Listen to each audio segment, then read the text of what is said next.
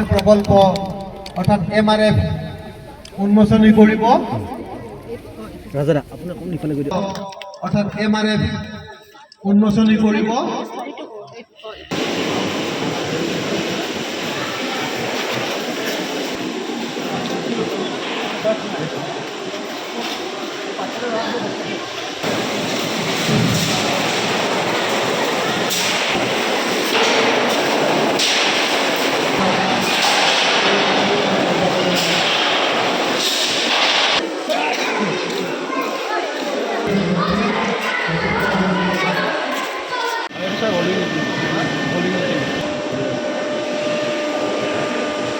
বৰপেটা পৌৰসভাই প্ৰায় 4,28,00,000 টকা ব্যয় সাপেক্ষে তেওঁলোকে জাবৰ জোঁথৰ নিষ্কাশনৰ লগতে মল মূত্ৰসমূহ নিষ্কাশন কৰি তাৰ পৰা যাতে সাৰ যাতে উৎপাদন কৰিব পৰা যায় তাৰ কাৰণে সুন্দৰ এক প্ৰকল্প ইয়াতে আৰম্ভ কৰিছে।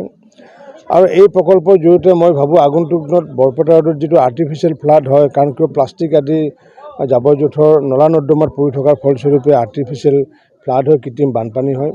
সেই কৃত্ৰিম বানপানীৰ পৰা আমি পৰিত্ৰাণ পোৱাৰ লগে লগে আমি যি পৰিৱেশ নিয়ন্ত্ৰণ কৰাৰ ক্ষেত্ৰতো বৰপেটা পৌৰসভাই এক বিশেষ ভূমিকা ৰাখিব পাৰিব। আৰু লগতে যিহেতু মল মূত্ৰৰ ক্ষেত্ৰতো যি নিষ্কাশনৰ ব্যৱস্থা, এই ব্যৱস্থাৰ জৰিয়তে যিহেতু মেনুৱেলৰ ব্যৱস্থা আছে, গতিকে সুন্দৰ যিটো প্ৰকল্প, মই সাধাৰণতে ইমান ডাঙৰ প্ৰকল্প আমি পূৰ্বতে গোৱালপাৰাতহে দেখিছোঁ। বাকী জাবৰ জোঁথৰ নিষ্কাশনৰ যদিও প্ৰকল্প আছে, আনকি বজালিত মই নিজে স্থাপন কৰিছোঁ, কিন্তু মল মূত্ৰ নিষ্কাশনৰ জৰিয়তে তাৰ পৰা সাৰ উৎপাদন কৰা তেনেকুৱা প্ৰকল্প অসমত মই দেখা নাই।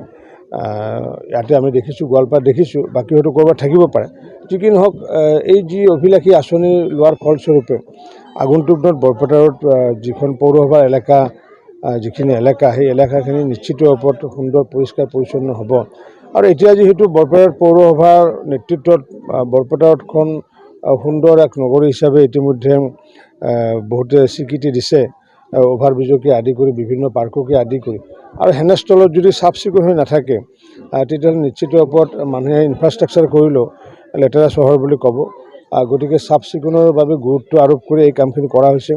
আনকি কিছুদিন আগতে 67 লাখ টকা ব্যয় সাপেক্ষে পথৰ ধূলি মাকতিসমূহ চাফাই কৰাৰ কাৰণেও ইতিমধ্যে মেচিন আনি পেলাই কাম কাজবোৰ চলাই আছে। গতিকে এই ক্ষেত্ৰত বৰপেটা ৰোডৰ বাকী ৰাইজৰ সহায় সহযোগ লাগিব। বৰপেটা ৰোড বাকী ৰাইজে যাতে জাবৰ জোঁথৰ য'তে ত'তে যাতে নেপেলায়, নিৰ্দিষ্ট স্থান বা য'ত ক'ৰ পৰা কালেকশ্যন হয় সেইসকলক যাতে প্ৰদান কৰি পৌৰসভাক যাতে সহায় সহযোগ যাতে কৰে, তাৰ কাৰণে মই সকলোকে আহ্বান জনাইছোঁ। আৰু এই চেগতে মই পৌৰসভাৰ আমাৰ সভাপতি ৰাজা চৰকাৰৰ নেতৃত্বত এই আমাৰ সমগ্ৰ পৌৰসভাৰ ভাইচ চেয়াৰমেন, ৱাৰ্ড কমিশ্যনাৰসকলকো ধন্যবাদ জনাইছোঁ। ডাম্পিং গ্ৰাউণ্ডটো এতিয়াতো কম্পালচৰি হৈছে এতিয়া, কাৰণ ডাম্পিং গ্ৰাউণ্ড যদি নাথাকে তেতিয়াহ'লে আগন্তুক দিনত বিভিন্ন ধৰণৰ গ্ৰেণ্টো বন্ধ হৈ যাবগৈ। কাৰণ কিয়, যিহেতু জাবৰ মানুহে পেলাবই, কিন্তু জাবৰ নিষ্কাশন কৰাৰ দায়িত্বটো পৌৰসভাত থাকে। গতিকে যাৰ কাৰণে পৌৰসভা এইটো বাধ্য। আৰু সেই সময়ত আজি বহু বছৰ ধৰি ডাম্পিং গ্ৰাউণ্ডৰ কাৰণে এওঁলোকে মাটি বিচাৰি আছিল যদিও সেই সময়ত মাটি পোৱা নাছিলে, কিন্তু সেই সময়ৰ জিলা উপায়ুক্ত আয়ুষ গাৰ্গ আছিলে, শান্তনা বৰা আছিলে, আমাৰ এক্সিকিউটিভ অফিচাৰ আছিলে, পাৰ্থ খনিকৰ আছিলে SDC। এই তিনিগৰাকী ব্যক্তিৰ লগত আমাৰ পৌৰসভাৰ সমূহ চেয়াৰমেন, ভাইচ চেয়াৰমেন, কমিশ্যনাৰসকলে লগ লাগি এই কামটো কৰাৰ বাবে আজি এইটো মই ভাবোঁ যে বৰপেটাখন চাফা হ'ব। আৰু অসমৰ অন্য জেগাতো আচলতে ডেম্পিং গ্ৰাউণ্ড কৰিব লাগে। ডেম্পিং গ্ৰাউণ্ড কৰিলে এইটো নহয়, বহুতো ধাৰণা পাঠশালাত যেতিয়া মই কৰিছিলোঁ বহু মানুহ ঘেৰাও কৰিছিলে প্ৰথমতে যে গোন্ধ ওলাব বুলি।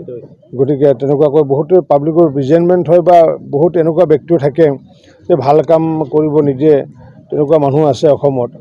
গতিকে সেইসকলে বিভিন্ন ধৰণৰ মানুহক বিভ্ৰান্তিৰ সৃষ্টি কৰে, কিন্তু আচলতে তেনেকুৱা বিভ্ৰান্তি নহয়। গতিকে এইটোৰ জৰিয়তে বৰপেটাখন আগন্তুক দিনত, আৰু বৰপেটাত যিহেতু সকলোৱে যায়, বগৰীগুৰি মানুহ যাব, গোবৰ্ধনা মানুহ যাব, গতিকে সকলোৱে চাফ চিকুণ দেখিলে ভালে পাব। গতিকে মই ভাবোঁ ইয়াতে সকলোৰে সহায় সহযোগ থাকিব লাগে। লগতে ভাইচ চেয়াৰমেন আৰু অল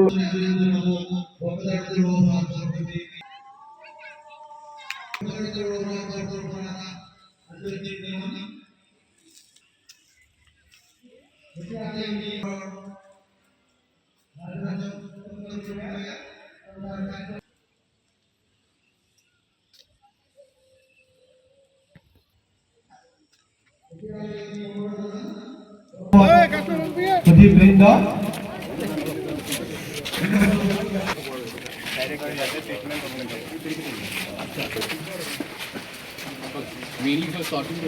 এখন প্ৰকল্প অৰ্থাৎ MRF উন্মোচনী কৰিব অৰ্থাৎ MRF উন্মোচনী কৰিব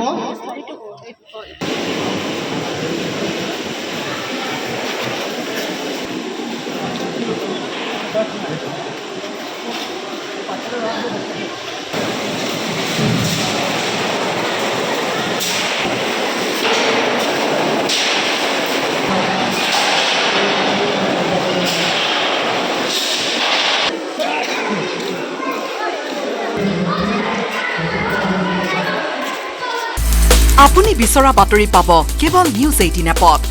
নিউজ 18 এপ ডাউনলোড কৰিবলৈ স্কেন কৰক এই QR কোড। গুগল প্লে ষ্টৰতো পাব এই নিউজ 18 এপ।